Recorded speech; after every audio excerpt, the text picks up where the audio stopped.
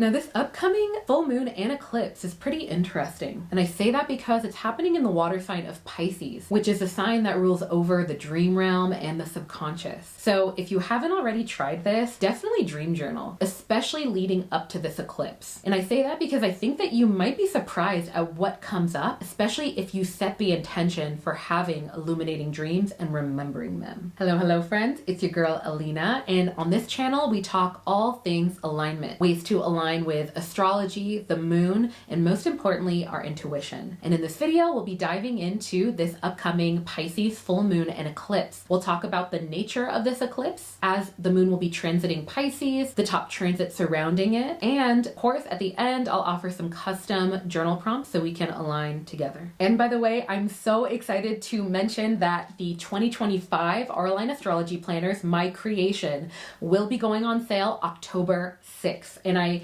just cannot wait for you guys to enjoy all of the additions, but also the classic astrology planner features that I've been offering to you guys since 2019.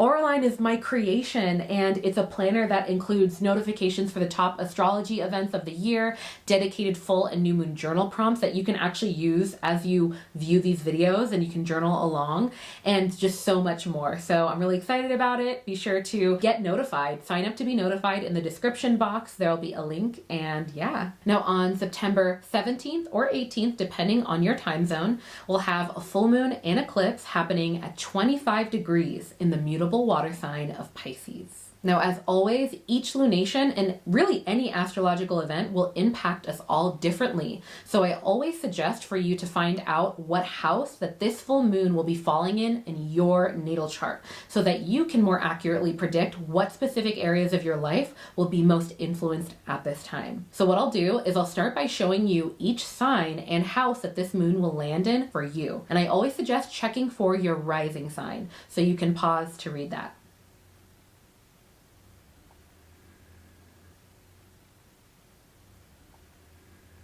Also, if what I'm talking about doesn't make sense to you and you're like, what does that mean depending on what house a transit or a planet is in my chart, then I actually made a full blog article breaking all of it down for you, and you can sign up to get it in the description box below. But with that said, let's dive in. So first up, we know that this will be a full moon. So full moons are seen as this energetic peak when it comes to the entirety of a lunar cycle, where we know that it starts at its energetic low point at a new moon, and we see the light build on the moon surface to its brightest point at the full moon. Now in astrology, full moons are seen as this cosmic spotlight that can tend to illuminate how far we've come, and also anything that we might want to release or let go of around this time. And you see this in so many cultures around the world. There are full moon festivals, full moon gatherings all over the place. And there's also seasonal names to the full moons. This one specifically is called a harvest moon. And it's called that because it is one of the last full moons of the summer.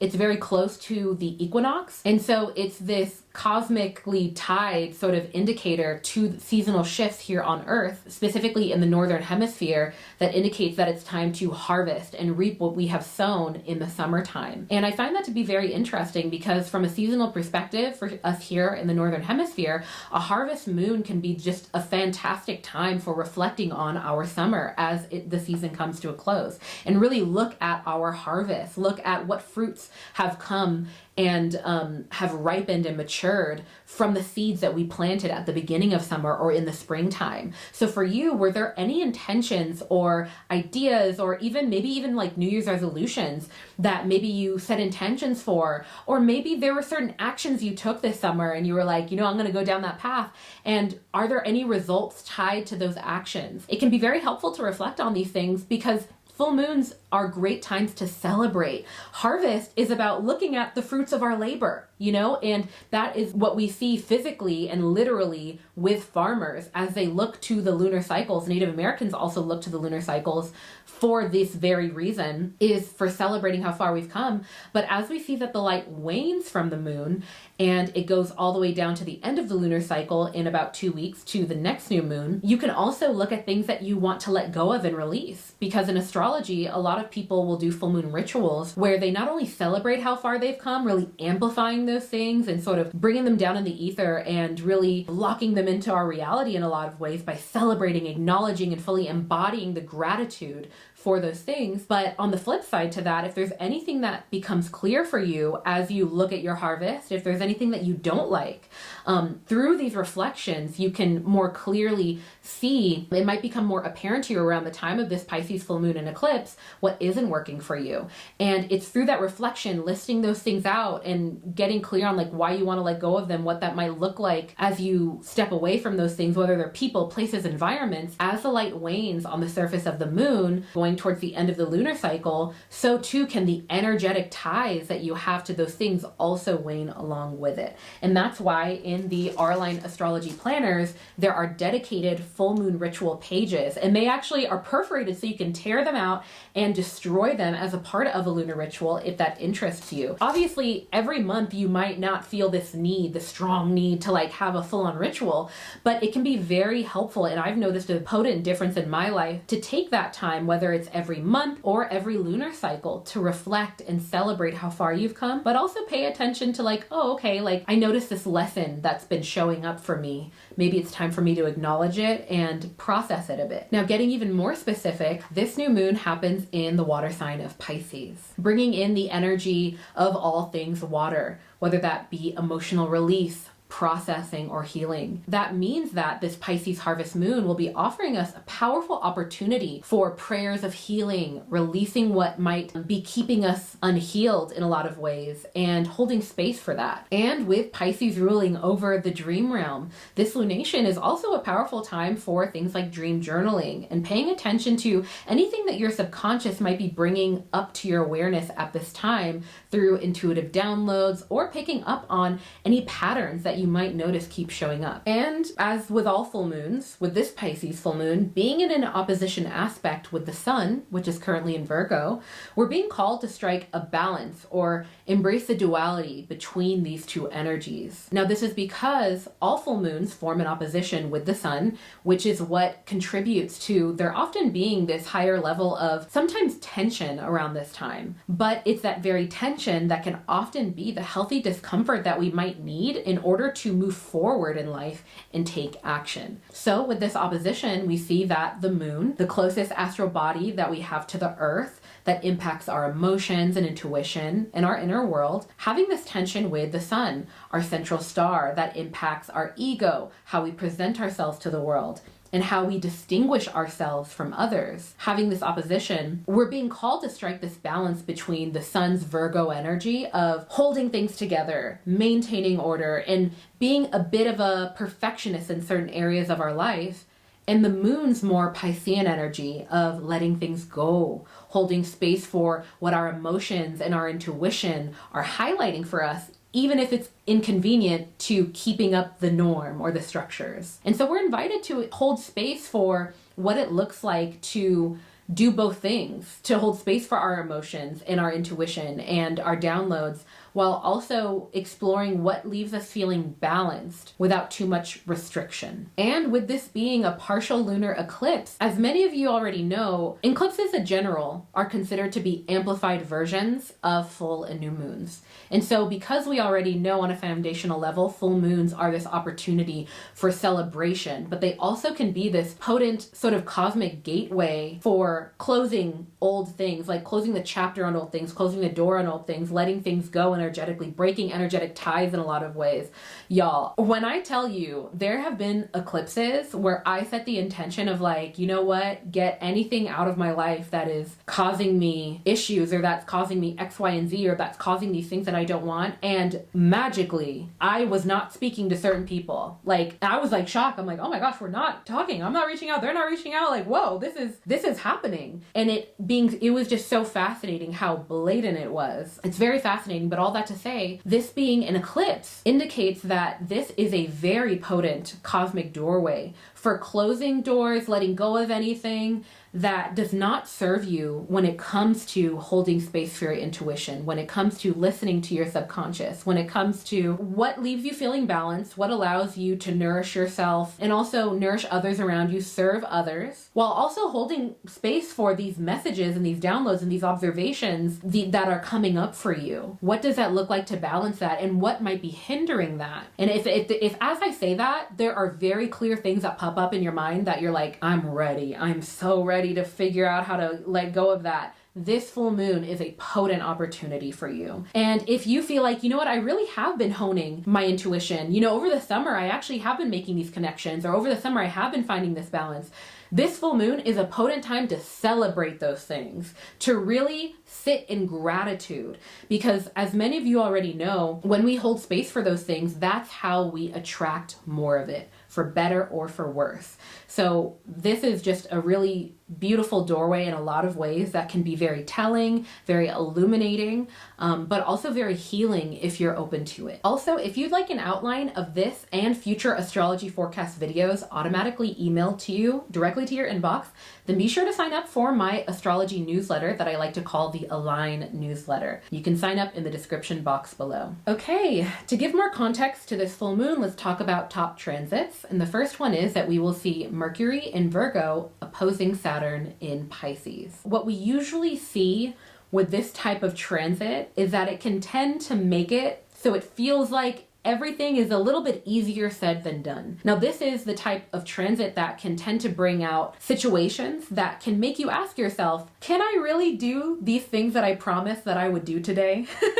But with opposition aspects like these, we're really being called to strike this balance between learning and planning and actually implementing those things. Now, what's good is that your effort will likely pay off. And I say that because Mercury is a planet that rules over our talking about it, planning it, learning about it, you know, all of those talk the talk. And then Saturn is all about walking the walk, being in action, stepping up to the plate, stepping up to the calling, maturing, being disciplined. And when in opposition, there can be these themes, again, oppositions in general are about how can you hold space for the duality between these two opposing things. Now, what I will say, what's good about this transit is that your efforts will eventually pay off, I think, but it might not feel like it immediately. Now, this transit is, again, coupled with this full moon being in Pisces.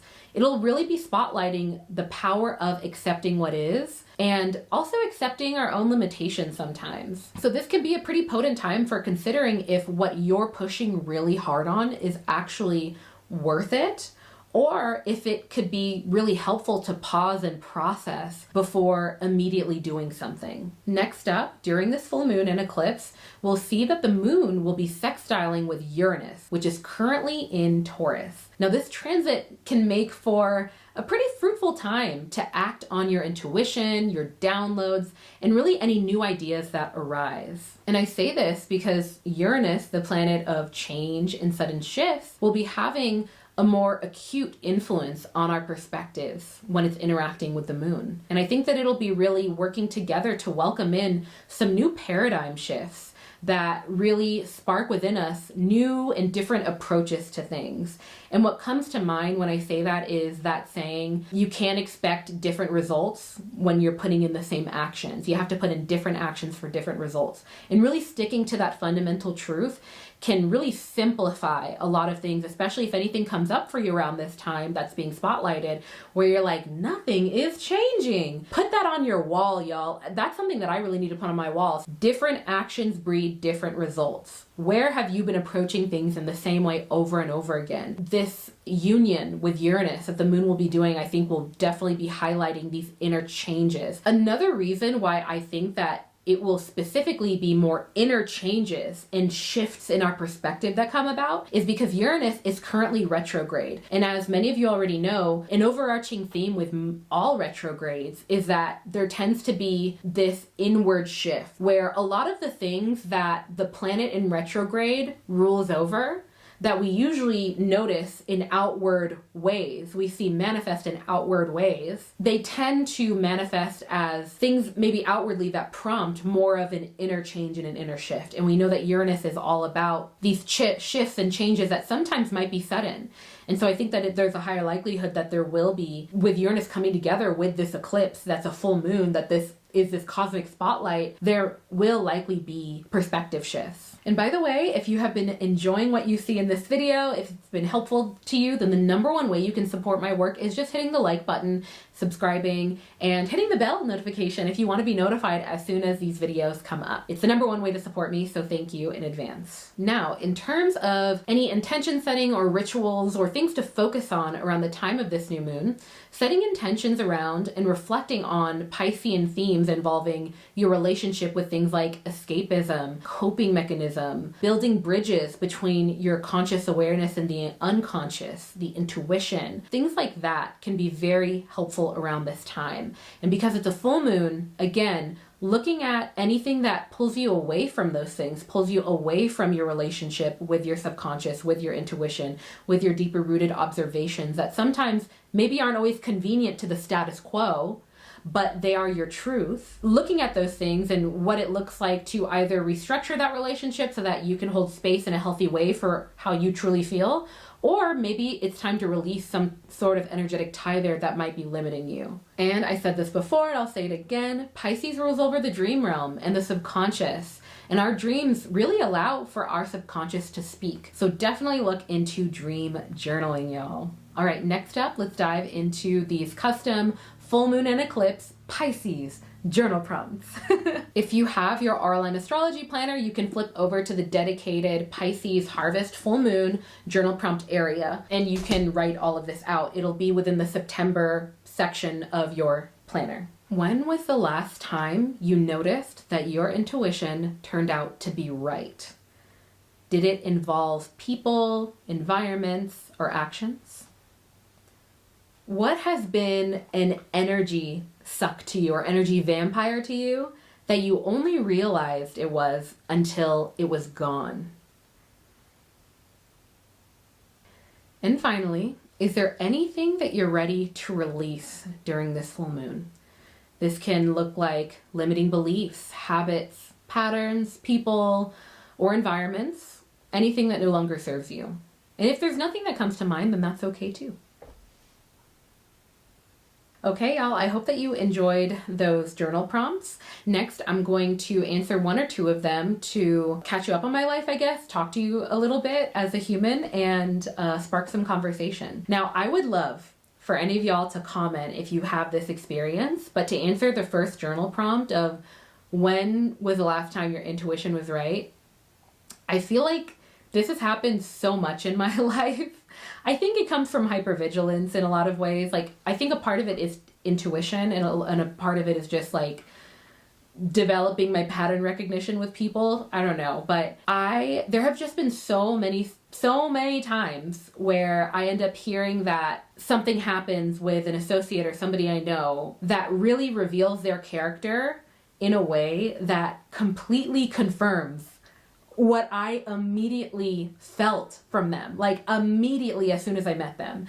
And I don't know about you guys, but I always try, even with, to me, I feel like I have a very accurate ability to sort of like read people or pick up on people's energy immediately. And there's just so many ways that it's affirmed in my life because things play out and then I'm like, yeah, I saw that, or like I saw that coming or whatever. At the same time, I still try to never fully embrace it because I don't want to unconsciously be projecting. I don't want to unconsciously be projecting. I don't want to unconsciously, like, I don't know if I have any implicit biases or subconscious biases, those type of things. I always try to hold space for that.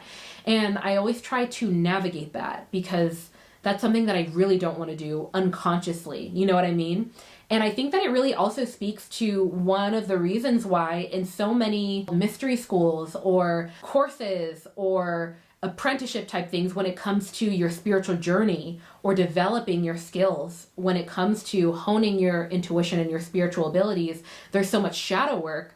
I think that highlights why that's there, which is that there is so much that we can be unconsciously projecting. And there are so many ways that our ego, our fears, and our shadows are the ways that our trauma sometimes can be unconsciously influencing us can show up sometimes in our spiritual practices.